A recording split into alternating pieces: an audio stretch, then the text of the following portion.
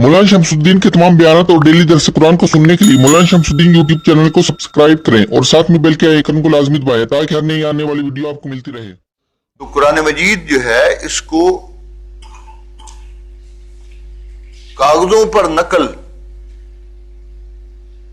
ये सिद्दीक अकबर रजी अल्लाह तआला अन्हु ने करा। सिद्दीक अकबर रजी अल्लाह ने उसमें तब्दीली नहीं की। ये बोहतान लगाते हैं लोग। उमर फारूक ने उसमें तब्दीली नहीं की। ये इल्जाम व बोहतान है। हाशा वकल्ला, वो ऐसा करने वाले नहीं थे। और ऐसा खुदाए दुल जलाल अपनी किताब के बारे में वो किसी भी फर्द को, किसी भी हुकूमत को, किसी भी जमात को ये जुर्रत ही नहीं है क़यामत तक के लिए कि इस कुरान के अंदर कोई तब्दीली कर सके। ला मुबद्दिला लिकलिमातिही व हुवा समीउल अलीम। अल्लाह के कलिमात को कोई बदल नहीं सकता। अबू बकर उमर ने तो इसकी ये खिदमत की। अल्लाह ने उनसे ये काम लिया, ये सआदत उनके नसीब में कर दी कि उन्होंने इस कुरान को कागजों पर मुंतकिल करा दिया। और कातिबों के सरदार हजरत ज़ैद बिन साबित रजी अल्लाह तआला अन्हु, उन्होंने वो नकल किया। और उसके बाद फिर और उसकी नकलें जो हैं वो बनाने के लिए हजरत उस्मान गनी रजी अल्लाह तआला अन्हु ने एहतमाम फरमाया।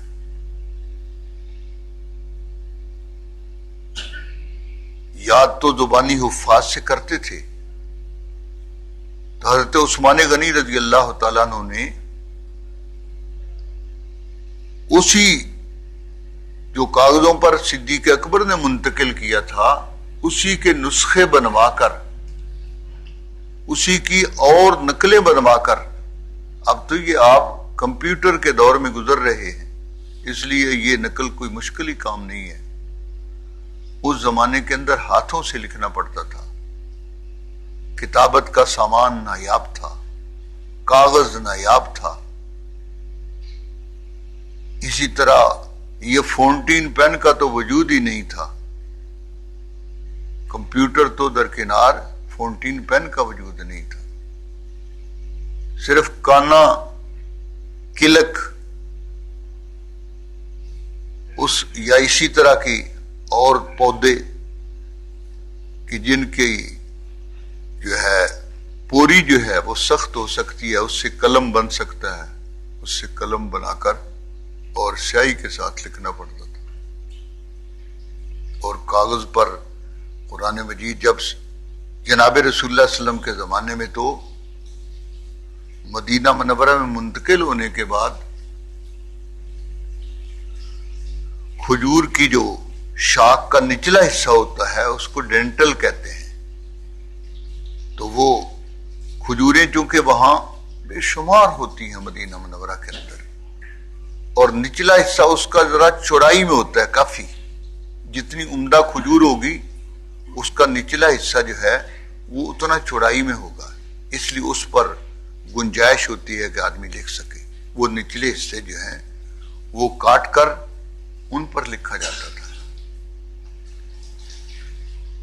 पत्थर जो सपाट किस्म के साफ पत्थर मिल जाते हैं उनके टुकड़े और बारीक होते, क्योंकि मोटा पत्थर तो उठाना भी मुश्किल है, लिखना तो उस पर क्या है। इस तरह आप ये फर्श में लगवाते हैं पत्थर मरमर का, और उसके ये टुकड़े जो हैं अब तो मशीन से काट लिए जाते हैं। उस जमाने के अंदर बाहर जो है कुदरती तौर पर बने हुए इस तरह के टुकड़े मुख्तलिफ जो हैं वो ले लिए जाते हैं। उनमें जो साफ और प्लेन होता उसके ऊपर कुरान मजीद की किताबत कर ली जाती। इसी तरह खाल जो है और ऊंट की हड्डियां اونٹ کی ہڈیاں جو ہیں جب وہ صاف ہو جاتی ہیں اس سے چکناہٹ سے، تو اس کے بعد ان کو کتابت کے لیے استعمال کیا جا سکتا ہے۔ تو صدیق اکبر رضی اللہ تعالیٰ عنہ نے ان ڈینٹلوں سے اور ان سپاٹ پتھروں سے اور اسی طرح چمڑے کے ٹکڑوں سے ان سب سے کاغذ پر منتقل کروایا۔ صدیق اکبر رضی اللہ نے یہ خدمت انجام دی، اور حضرت زید بن ثابت نے ان سے نقل کر کے، آپ صلی اللہ علیہ وسلم کے قریب گھر تھا حضرت زید بن ثابت کا، اس لیے جب وحی اترتی تو اس وقت حضرت زید بن ثابت کو آپ صلی اللہ علیہ وسلم کسی کو بھیج کر آواز دے کر بلوا لیتے اور ان کو لکھنے کا حکم دیتے۔ گویا آپ صلی اللہ علیہ وسلم کے سامنے لکھنے والوں کے اندر یہ بھی تھے حضرت زید بن ثابت، یا موقع پر جو لکھنے والا صحابی موجود ہوتا اس سے آپ لکھوا دیتے، آپ اپنے سامنے لکھواتے۔ صدیق اکبر رضی اللہ نے یہی شرط جو ہے وہ لگائی تھی، دو شرطیں تھیں کہ آپ کے سامنے لکھا ہو، وہ لکھا ہوا ہم قبول کریں گے، تاکہ اس کا اور یہ جو ہمارے پاس آپ صلی اللہ علیہ وسلم کے سامنے لکھوائے ہوئے جو موجود ہیں پتھروں کے مختلف ٹکڑے یا چمڑے کے مختلف ٹکڑے، تاکہ اس کا اور اس کا موازنہ کر کے اس کو پھر تحریر کیا جائے۔ تو چنانچہ حضرت زید بن ثابت نے اسی بات کو اختیار کیا کہ ایک تو وہ کہتے بھی تم خود سناؤ، زبانی سناؤ یہ جو تم نے لکھا ہے، اس کا اسے یاد ہونا ایک تو یہ ضروری تھا، اور دوسری شرط یہ تھی کہ حضور کے سامنے لکھا، گھر جا کے نہیں، حضور کے سامنے تم نے لکھا۔ وہ اس قدر تحقیق کے ساتھ یہ لکھا گیا، اور حضرت زید بن ثابت رضی اللہ تعالیٰ عنہ کو ایک خصوصیت یہ بھی حاصل، جناب رسول اللہ صلی اللہ علیہ وسلم نے آخری رمضان کے اندر، آخری رمضان، اس میں آپ صلی اللہ علیہ وسلم نے قرآن مجید کا سارے قرآن کا دور کیا۔ دور کا معنی یہ ہوتا ہے حافظ ایک رکوع سناتا ہے دوسرے کو، دوسرا پھر وہی رکوع اس کو سناتا ہے، اس کو دور کہتے ہیں۔ آپ صلی اللہ علیہ وسلم کے ساتھ جبریل امین نے 2 مرتبہ قرآن کا دور کیا آخری رمضان میں، اور حضرت زید بن ثابت رضی اللہ تعالیٰ عنہ انہوں نے آپ صلی اللہ علیہ وسلم کے ساتھ بھی 2 مرتبہ دور کیا آخری جو رمضان تھا۔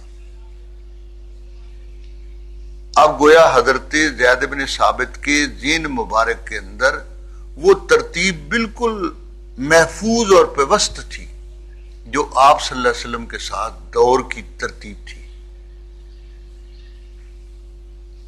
اس لیے آیات کی ترتیب کے اندر بھی کوئی رد و بدل اس کا سوال ہی پیدا نہیں ہوتا۔ اور اسی لیے میں نے شروع میں عرض کیا کہ قرآن مجید کی یہ جو ترتیب ہے، یہ ترتیب وہی ہے یقین کے ساتھ جو لوح محفوظ کی ترتیب ہے۔ اس لیے کہ قرآن مجید کی ترتیب میں اپنی مرضی کو نہ صدیق اکبر رضی اللہ تعالیٰ عنہ نے حضرت زید بن ثابت کو اجازت دی استعمال کرنے کی، بلکہ ان کے سامنے یہ 2 باتیں ہی رکھی کہ جو اور حضرات جو ہیں جنہوں نے اپنے ہاں لکھا ہوا ہے ان سے یہ 2 گواہیاں اور طلب کریں پہلے کہ بھی تم خود سناؤ، اس سے سنے بھی واقعی انہوں نے لکھا ہے تو ان کو یاد بھی ہے کہ نہیں، اور دوسرا کہ رسول اللہ صلی اللہ علیہ وسلم کے سامنے انہوں نے لکھا ہو. تو مدینہ منورہ کے اندر گویا انصار اور مہاجرین جنہوں نے لکھا تھا آپ صلی اللہ علیہ وسلم کے سامنے اور خود بھی ان کو محفوظ اور یاد تھا، وہ آتے تھے اور لا کر وہ پیش کر دیتے تھے لکھا ہوا.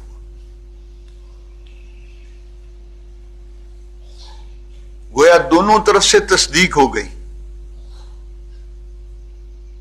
تو صدیق اکبر نے اتنی محنت اور مشقت کے ساتھ، فاروق اعظم نے رائے دی، اللہ نے ان کے دل کے اندر، علی مرتضی رضی اللہ فرمایا کرتے تھے کہ ابو جو عمر ہیں ان کی زبان پر فرشتہ جو ہے وہ کلام کرتا ہے، یعنی الہامی آدمی ہے. یہ علی مرتضی فرمایا کرتے تھے کہ وہ جو زبان سے کہتے ہیں تو اسی طرح ہی وہ اللہ تعالیٰ کر دیتے ہیں، اسی طرح ہی ہو جاتا ہے. اس لیے کہ معلوم ہوتا ہے کہ ان کی زبان پر اللہ الہام فرما دیتے ہیں اور وہ ان کی زبان سے جاری کر دیتے ہیں، اسی طرح ہو جاتا ہے. تو فاروق اعظم کے دل کے اندر یہ بات اللہ نے ڈالی. انہوں نے آ کر صدیق اکبر سے اصرار کیا. صدیق اکبر رضی اللہ نے پھر چونکہ خلیفہ آپ تھے اس لیے انتظام کیا. ابو بکر صدیق ہی خلیفہ بلا فصل ہیں. حضور صلی اللہ علیہ وسلم اور آپ کے درمیان خلافت میں واسطہ نہیں ہے، اس کو بلا فصل کہا جاتا ہے. صدیق اکبر ہی خلیفہ بلا فصل ہیں. ان کی خلافت بلا فصل کو کوئی ختم نہیں کر سکتا، وہ اللہ کی طرف سے عنایت کردہ ہے. اللہ کے رسول نے خود ان کو اپنے مصلی مبارک پر کھڑا کیا ہے. 14 نمازیں انہوں نے رسول اللہ صلی اللہ علیہ وسلم کی حیات اس دنیاوی زندگی میں 14 نمازیں مصلی رسول پر پڑھائی ہیں. تو مصلی رسول کے بارے میں صدیق پر حضور کو اعتماد تھا تو تبھی کھڑا کیا. تو بھئی یہ قرآن عزیز جو ہے یہ اللہ کا انعام ہے، اس لیے اس انعام کی ہمیں قدر کرنی چاہیے.